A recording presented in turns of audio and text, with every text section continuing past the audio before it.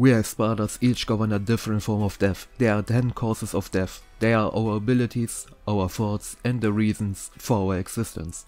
That's what the second Espada Baragan told us and what this video will be all about. I'm going to explain the 10 forms of death and how they correlate to each of the Espadas.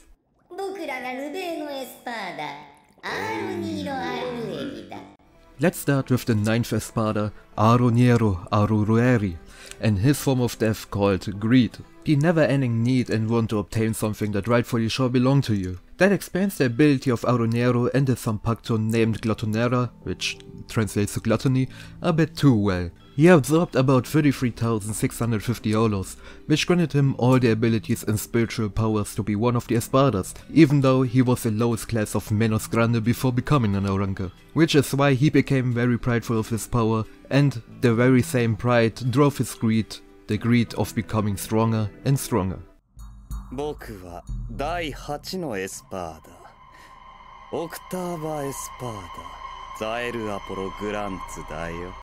The next one will be the 8th Espada, Sail Aporo Grans, with his form of death called madness.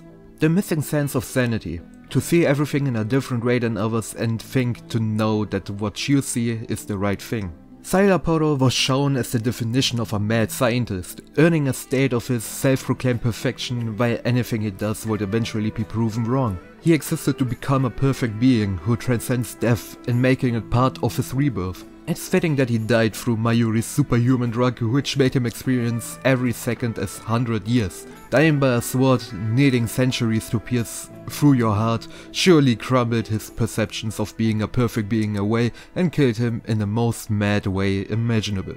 Now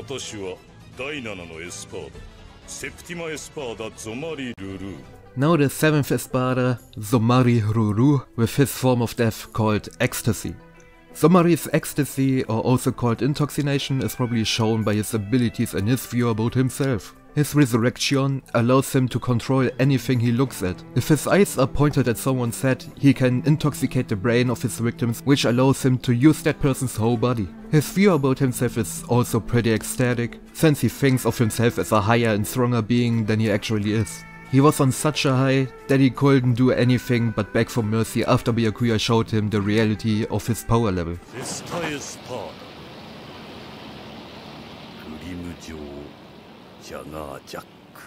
Here we go with one of the fan favorite Espadas, number 6, Grimshaw Jagger Jax, and his form of death called Destruction. Well, it's Grimshaw, what do you want me to say? He enters the human world and destroys. We enter Huecomundo and he destroys. He only feels satisfied whenever he gets a good fight where he can show his destructive power. And remember when Ulquiorra said that none of the Espadas are allowed to use the Gran Rey Zero inside Las Noches because it will destroy it? Well, Grimshaw was the only one who still used it inside Las Noches. There's nothing more to say, I guess. Let's continue with the 5th Espada, Neutra Gilga, in his form of death called Despair. The feeling of permanently living in a state of dread. Upon learning that Holos and Arankas don't have any kind of salvation for their lives, Neutra started to fall into despair. His despair and feeling of inferiority made him try to cling on his life till he can fight the strongest enemies, either to show that there's none other stronger than him, or just to die, escape from that desperate life.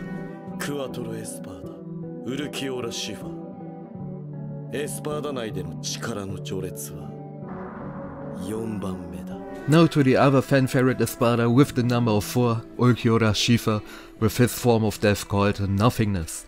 While Ulquiorra was still a hollow, he had nothing except for his eyes. He was all alone and couldn't hear, bite, smell or feel anything. All he had was a sense of seeing, so he developed the characteristics of a nihilist. To quote a scene of his flashback, "The things reflected in my eyes have no meaning.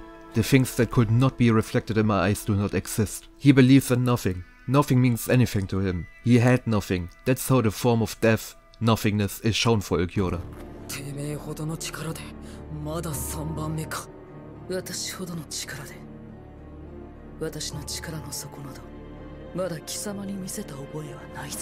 The 3rd Espada, Tia Haribe, has the form of death called Sacrifice.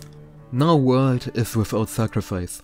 Hollows sacrifice other hollows and eat them to gain power. That's their natural rule. Haribel, however, doesn't want to sacrifice anyone and gets strength by her own means. Female hollows are easy prey for the male hollows.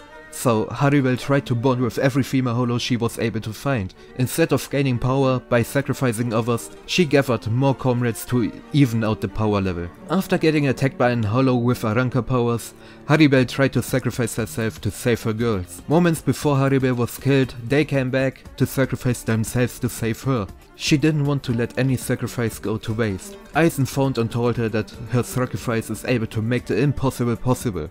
Since then, she kept on living by the motto of no world is without sacrifice.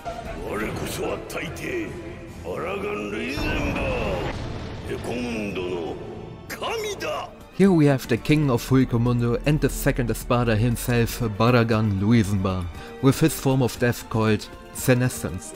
Every life shall end due to time. Time is not escapable.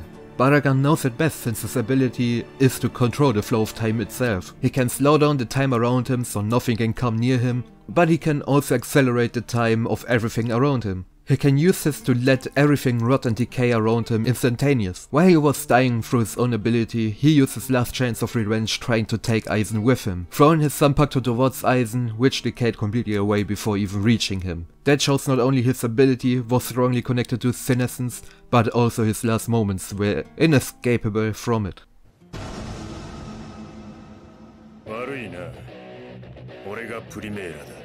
The next one is the first Espada, Coyote Stark, and his form of death called Solitude. The lone wolf that never wanted to be one. His power was so immense that his existence alone killed everybody coming near him.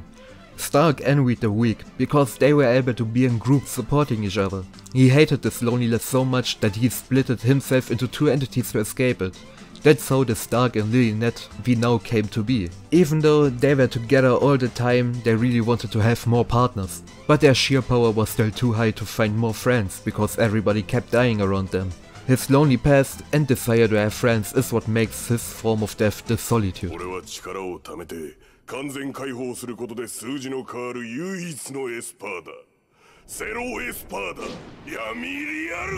At last, we have Espada number 0, Yami Liargo, and his form of death called Rage. No think, just Unga Bunga. Me more angry, me more strong. That's just how you can describe his whole character. I mean, I really can't say much more about him. Yami just lives to fight. The stronger the enemies are, the more excited he gets to fight them. He is pure brute strength without any important skills. His incapability in judging the opponent's strength makes him underestimate everybody he encounters, which also gets him more enraged. And that's like the cycle of his whole character. Getting pissed and getting stronger because of it just to be wrecked again, so he gets more enraged and powerful. And that shall be it for this video. What do you think of the Espada's forms of death, and who is your personal favorite Espada? Write it down in the comments below, and don't forget to subscribe this channel and like this video if you want more Bleach videos like that in future. Thank you for watching to this point, I hope you are having a great day, see you in the next video.